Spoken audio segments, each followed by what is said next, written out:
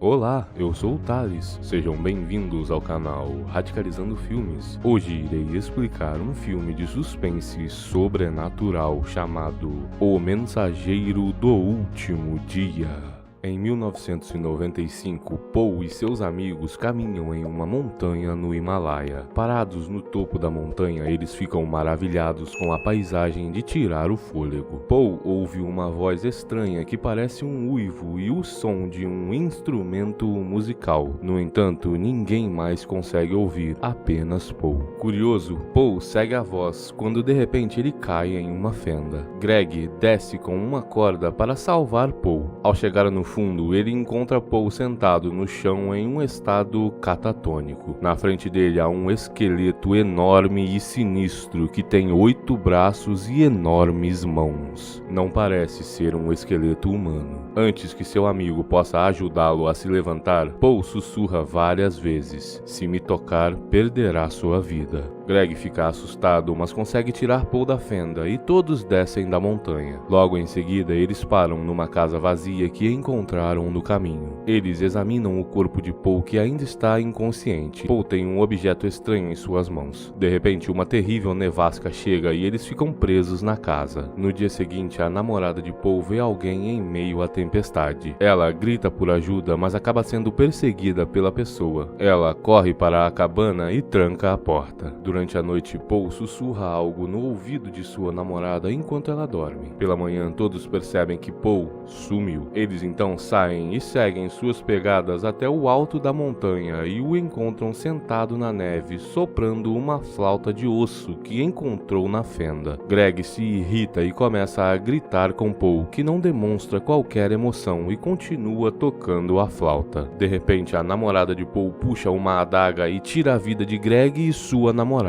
Em seguida, ela se joga do penhasco, deixando Paul soprando a flauta sozinho na neve. Em 2018, James é um homem que sofre de depressão depois que sua esposa e filho morreram em um acidente de carro. Ele vive à base de pílulas para aliviar sua dor. James largou o emprego na força policial e agora trabalha em uma loja de ferragens. Um dia, a filha da vizinha, Amanda, bate um papo com ele. Ela está deprimida desde que perdeu o pai há 1 ano atrás, mas diz ter encontrado paz através da meditação e do pensamento positivo. Ela acredita que as pessoas são capazes de manifestar seus pensamentos em realidade, mas James não entende bem o que ela está dizendo. Na manhã seguinte, uma ligação acorda James. É a vizinha dele. Amanda desapareceu e há uma mensagem escrita com sangue no espelho do banheiro, que diz: "O mensageiro me obrigou a fazer isso." A vizinha acha que sua filha foi sequestrada, então ela chama a polícia, mas eles supõem que Amanda apenas fugiu de casa. Sabendo que não pode contar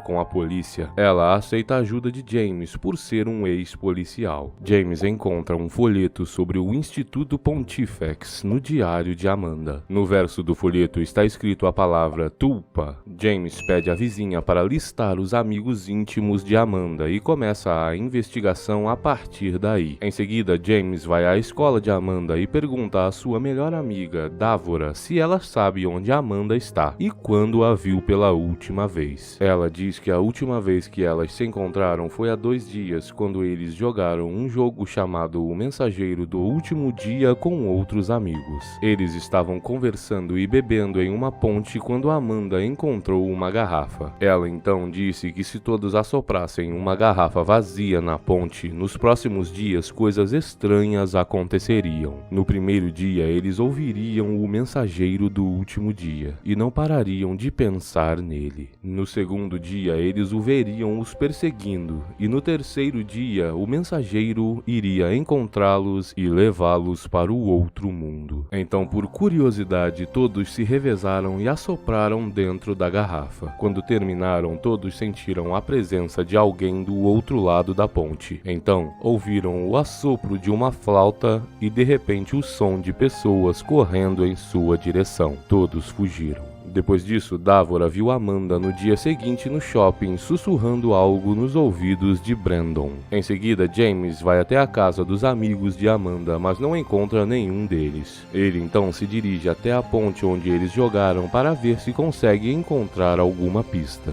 James pega a garrafa vazia no chão, assopra e a joga no rio. Tudo fica em silêncio. Ele se vira, mas não vê nada. O homem vê um bueiro descoberto, desce e encontra os corpos enforcados dos amigos de Amanda e a mesma mensagem escrita com sangue encontrada na casa dela. O mensageiro me obrigou a fazer isso. Ele então chama a polícia. Mais tarde, Davora é encontrada sem vida em seu banheiro. Ela teve alucinações e tirou sua própria vida com uma tesoura. A polícia começa a levar esse caso a sério e James continua a investigar. Em casa, James encontra o endereço do Instituto Pontifex. Ele pesquisa a palavra tulpa. O homem descobre que é um tipo de budismo indiano em que se crê no poder de criar um corpo com a mente e no poder de invocar espíritos. É um culto que encoraja as pessoas a se sacrificarem e entrarem em um novo mundo através da meditação. James acorda no meio da noite. Ele ouve passos em sua casa e vê alguém vagando do lado de fora da porta do seu quarto, mas ao abrir a porta, ninguém está lá. No dia seguinte, James vai ao instituto na esperança de descobrir o paradeiro de Amanda, mas ele não consegue nenhuma informação útil da recepcionista. Ele entra no auditório onde o líder do culto está dando uma palestra sobre o culto e seu Deus, o mensageiro do último dia. Após a palestra, o líder explica a James sobre o mensageiro. James então anda pelo instituto à procura de Amanda. Ele vê alguns adoradores de cabeça raspada sentados meditando. Mais à frente, ele espia um grupo que tentava invocar alguma coisa, mas acaba sendo descoberto. Ele é levado até um dos adoradores que lhe diz que Amanda ainda está viva, mas não está ali. Ela foi promovida, pois tem um grande potencial, e foi levada para um acampamento na floresta. James vai até o endereço que o homem lhe deu. Ele encontra o acampamento e alguns documentos e vídeos de rituais de invocação do culto. Os membros do culto têm ajudado um antigo espírito maligno há centenas de anos a possuir corpos humanos para que eles possam obter asilo e bênçãos dele. Ao sair da cabana, James vê uma luz e vozes vindo do lago. Ele se aproxima com cautela e vê um grupo de adoradores ao redor de uma enorme fogueira realizando um ritual. De repente, a fogueira e as luzes se apagam e todos do grupo caminham na direção de James de forma assustadora. James tenta fugir, então o grupo começa a persegui-lo. Felizmente, ele consegue escapar até seu carro e fugir dali. Quando James entrega as evidências a um policial, esse o questiona por entrar em uma área privada e por interferir na investigação. Agora, James entende que ele só pode confiar em si mesmo e que a polícia não irá ajudá-lo. James vai à sua loja e pega algumas armas. Depois, ele vai até sua vizinha e diz a ela que Amanda se juntou a um culto e que seria melhor ela sair de casa e ficar em algum lugar seguro por alguns dias. Naquela noite, James tem um pesadelo com a memória dele tendo um caso com sua vizinha no dia em que sua esposa e filho perderam suas vidas num acidente de carro. Ao acordar, ele tem uma visão do mensageiro vindo em sua direção. Na manhã seguinte, James segue um grupo de adoradores e os observa visitando um paciente no hospital. Ele então sequestra um dos adoradores. O homem lhe diz que a pessoa no hospital é alguém que está conectado ao mensageiro. O homem diz várias coisas que mexem com a cabeça de James, que bate nele e depois vai embora. À noite, James invade o instituto. Ele se surpreende ao encontrar muitas informações sobre si mesmo com sua data de nascimento, experiência de trabalho, um cupom de aniversário que ele usou em um restaurante e fotos de sua esposa e filho. Ele também vê algumas fotos dele sem roupa, das quais ele não se recorda. James volta ao hospital e encontra a Amanda cuidando do homem misterioso. Ele liga imediatamente para sua vizinha, mas para sua surpresa, ela não tem ideia de quem são Amanda ou James. Nesse momento, descobrimos que o homem na cama é Paul, que caiu na fenda anos atrás. O estranho esqueleto que Paul viu na fenda é o mensageiro do último dia. Ele possui os corpos de pessoas de vontade fraca para se comunicar com seus seguidores. Paul é um receptáculo para o mensageiro do último dia. No entanto, Paul está perdendo sua vida, e os adoradores moradores precisam encontrar um novo receptáculo para o mensageiro. Amanda diz que já tinham tentado antes, mas não havia dado certo. A pessoa selecionada precisa ter tristeza, dor, culpa e medo dentro de si. Eles então conjuraram uma tulpa, um receptáculo ideal para o mensageiro através da meditação e do poder do pensamento. Amanda diz que eles criaram James 3 dias atrás. Eles inventaram as memórias que o fizeram acreditar que sua esposa e filho morreram em um acidente de carro, no mesmo momento que ele estava com sua amante, para fazê-lo se sentir culpado e sofrer ainda mais. Agora, James está cheio de memórias falsas e não sabe o que é real e o que não é. James se esforça para lutar contra o demônio, mas sem sucesso. O mensageiro do último dia entra em seu corpo pela sua boca e finalmente o possui. Logo depois, James vai até Paul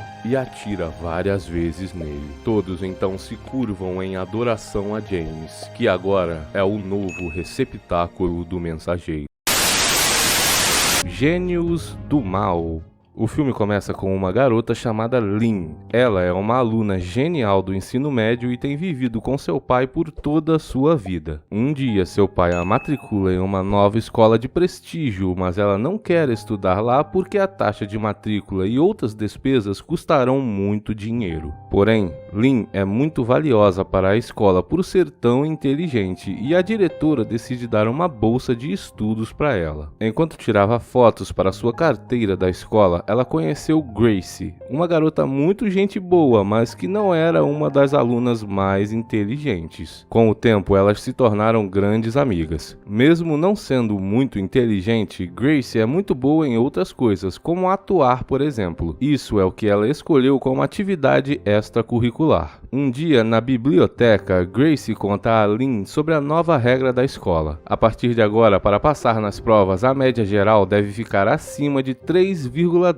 Por causa disso, Gracie está desesperada. Ela tem certeza de que não vai passar. Sabendo que Lynn é uma garota genial, ela pede a ajuda dela na prova. No dia da prova, Lynn descobre que ela é exatamente igual às questões que o professor havia passado em sessões de aulas particulares. Ao olhar para Gracie, Lynn percebe que ela não está indo muito bem. A garota então decide ajudá-la, escrevendo as respostas corretas em uma borracha. Em seguida, utiliza seu sapato para passar a borracha para Gracie. Elas quase são pegas pelo professor, mas felizmente Lynn consegue dar um jeito nisso, enquanto levanta da carteira. No final, Gracie conseguiu 3,87 de média, enquanto Lynn conseguiu uma média de 4. Para agradecer a Lynn, Gracie a convida para uma festa de comemoração na piscina. Lá, Lynn conhece o namorado de Gracie, Pat. Ao contrário dela, Pat é muito rico. Gracie contou para ele que Lynn a ajudou com a prova. Por causa disso, ele oferece a Lynn uma grande quantidade de dinheiro para ajudar a ele e a seus amigos a colarem em outras provas. Embora relutante a princípio, Lynn acaba aceitando a oferta quando descobre que a escola está secretamente cobrando taxas extras de seu pai. O homem ganha muito pouco dinheiro sendo professor. Logo, ela desenvolve um sistema de sinais manuais com base em certas teclas do piano. Conforme Lynn pressiona as teclas, cada padrão de pressionamento representará as letras A, B, C e D. Os amigos só precisam se lembrar do padrão enquanto Lynn usa os movimentos para passar as respostas durante as provas. Por causa disso, seus clientes aumentaram exponencialmente. Com o dinheiro que Lynn ganhou, ela comprou uma camisa nova para seu pai. Porém, o homem não sabe do que a garota está fazendo. Ele ainda acha que ela está conseguindo o dinheiro dando aulas de piano. Agora conhecemos Bunky, outro aluno gênio da escola. Ele é quem pode rivalizar com Lynn. O garoto também recebeu uma bolsa de estudos da escola porque vem de família pobre e é extremamente inteligente. Porém, ele é um pouco diferente de Lynn, digamos. O garoto é extremamente honesto e não tolera trapaça durante as provas. Um dia, os dois juntos vencem com facilidade uma competição de conhecimento na escola. Depois disso, eles são chamados pela diretora, que os informa que existe uma bolsa no exterior que eles podem se candidatar para conseguir. No entanto, há apenas uma vaga, o que os torna rivais de verdade. Quando Bunky chega em casa, descobrimos que sua mãe tem uma lavanderia. Porém, vemos que a máquina de lavar está ruim e a mulher acaba tendo que lavar toda a roupa na mão. O garoto não consegue ver aquela cena sem ficar triste e se oferece para ajudar sua mãe a lavar a roupa. No dia seguinte, ele é abordado por outro aluno, Tong. Ele diz a Bunky que não foi à escola ontem porque estava doente e ofereceu dinheiro a ele para que o ajudasse na prova. Porém, o pobre e honesto Bunky obviamente recusou. Durante o exame, Bunky acidentalmente vê Tong olhando para a prova de Lin. Preocupado, ele decide avisá-la sobre o comportamento de Tong. Entretanto, Lin sabia muito bem disso, já que ele é um de seus, digamos, alunos de piano. Depois, ao entregar sua prova, Bunky conta ao professor sobre o que está acontecendo. Porém, o homem nem se interessa, dizendo que as provas são divididas em A e B para evitar cola. Enquanto isso, Lin termina sua prova, que é A. Ela então envia as respostas para seus amigos usando os sinais combinados. Enquanto o professor não está olhando para ela, a garota usa a oportunidade para trocar sua prova com Tong, que pegou uma prova B. Ela responde rapidamente todas as perguntas, pois o tempo está quase acabando. Surpreendentemente, ela consegue terminar a tempo e passar as respostas para seus amigos restantes. Após a prova, Lin é pega, pois Bunky contou à diretora que ela havia ajudado seus amigos a colar. O pai da garota foi chamado na escola. A diretora informa ao pai dela o que ela fez. Como castigo, a escola suspende sua bolsa. Lin debate com a diretora, dizendo que essa não era uma bolsa integral mesmo, já que outras despesas estavam sendo cobradas de seu pai. Irritada com o que ela disse, a diretora também revoga sua chance de se candidatar à bolsa no exterior. Bunky agora é o único que pode se inscrever para ganhar essa bolsa, embora seja algo que ele se arrepende, pois foi sua culpa Lin ter perdido a chance dela. Quando ela chega em casa, seu pai está tão decepcionado que nem quer usar as roupas que a garota havia comprado para ela. Ele também diz a ela para devolver o dinheiro para seus amigos. O filme corta para o último ano do ensino médio. Grace a convida novamente para participar de um esquema de colas. Desta vez não é uma prova comum, mas sim uma prova internacional padronizada para admissão em uma universidade. Grace também diz a ela que os pais de Pat querem que ela e seu namorado estudem na Universidade de Boston. Portanto, passando nessa prova, ficará provado que eles são elegíveis para estudar lá. Lin inicialmente recusa o convite porque é um teste muito difícil. Entretanto, ela concorda quando percebe que eles podem tirar vantagem dos diferentes fuso horários. Na manhã seguinte, eles fazem um plano brilhante. Lin vai fazer a prova na Austrália, onde o teste é realizado 4 horas antes. Então, ela vai poder enviar as respostas à Tailândia e vendê-las para outros alunos que querem fazer a prova. Ela também diz a eles que pode memorizar a maioria das respostas. No entanto, ela precisa de ajuda para o resto das respostas. Por causa disso, ela precisa de alguém que tenha uma mente tão brilhante quanto a dela, capaz de memorizar as respostas. O candidato ideal é o Bunky. Ela já sabe que Bunky vai recusar o convite devido ao seu ódio por trapaças em geral. Na noite anterior ao exame da Bolsa de Estudos Internacional de Bunky, ele é atacado por bandidos na rua e é jogado em um lixão na manhã seguinte. Isso o impediu de fazer sua prova. Sabendo disso, Lin vai até a casa dele para oferecer o trabalho. Ele inicialmente recusa a oferta, mas acaba concordando depois, porque está desesperado precisando de dinheiro. Naquela noite, eles fazem os preparativos para a cola mais bem planejada de suas vidas. O plano é que Lin e Bunky voem para a Austrália a fim de obter a vantagem de 4 horas do fuso horário. Durante o intervalo, eles irão ao banheiro, onde eles esconderam o celular para enviar as respostas a Grace e Pat. Enquanto isso, na Tailândia, Pat e Grace imprimirão as respostas em um código de barras impresso em diversos lápis. Esses lápis então serão distribuídos aos seus clientes que também estão fazendo a prova. No entanto, na véspera da viagem, Pat deixa escapar que foi ele ele quem ordenou os bandidos a espancarem Bunky, a fim de forçá-lo a fazer parte do esquema deles. Sentindo que foi feito de bobo, Bunky imediatamente ataca Pat. O rapaz então tenta se desculpar, mas Bunky decide ir embora furioso. Lynn, que também está chocada com a revelação, começa a reconsiderar suas ações e vai atrás de Bunky. No entanto, ele retorna para confrontar Lynn e diz a ela para terminar o que começaram. Eles então continuam com seu plano. Mais tarde, os dois finalmente chegam a Sydney para fazer a prova. Na primeira sessão, ambos terminam a prova antes do intervalo, tendo mais tempo para memorizar suas respostas. Porém, durante o intervalo, Bunky ameaça Pat e Gracie, dizendo que se não aumentarem seu pagamento, ele não vai enviar as respostas. Pat se recusa a princípio, mas Gracie o convence a fazer o que Bunky pediu. Ele então entrega metade do dinheiro e promete que dará o resto depois que Bunky enviar as respostas. Mais tarde, Lynn e Bunky concluem com sucesso a segunda etapa. Porém,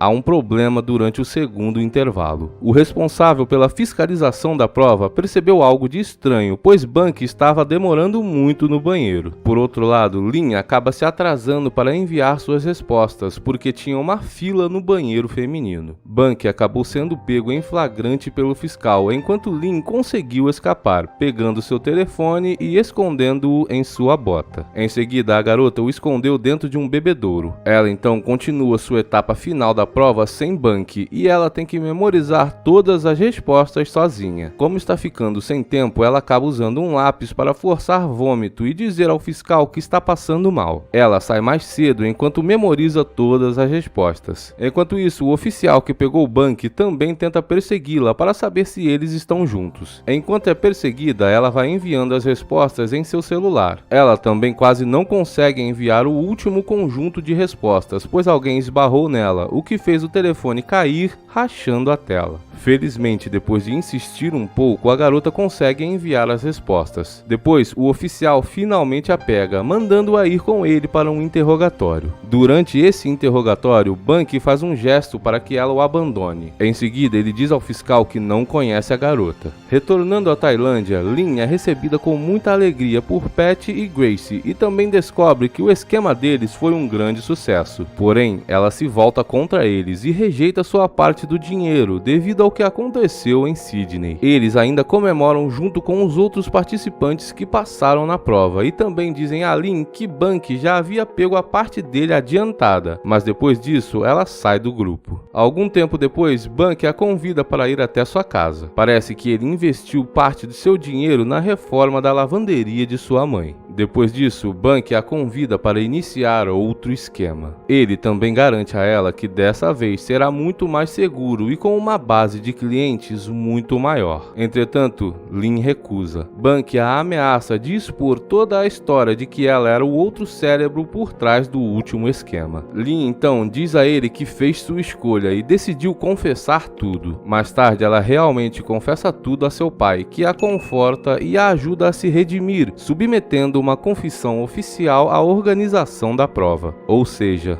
todos foram pegos, passaram muita vergonha e não entraram para a faculdade. Obrigado por assistir, até o próximo!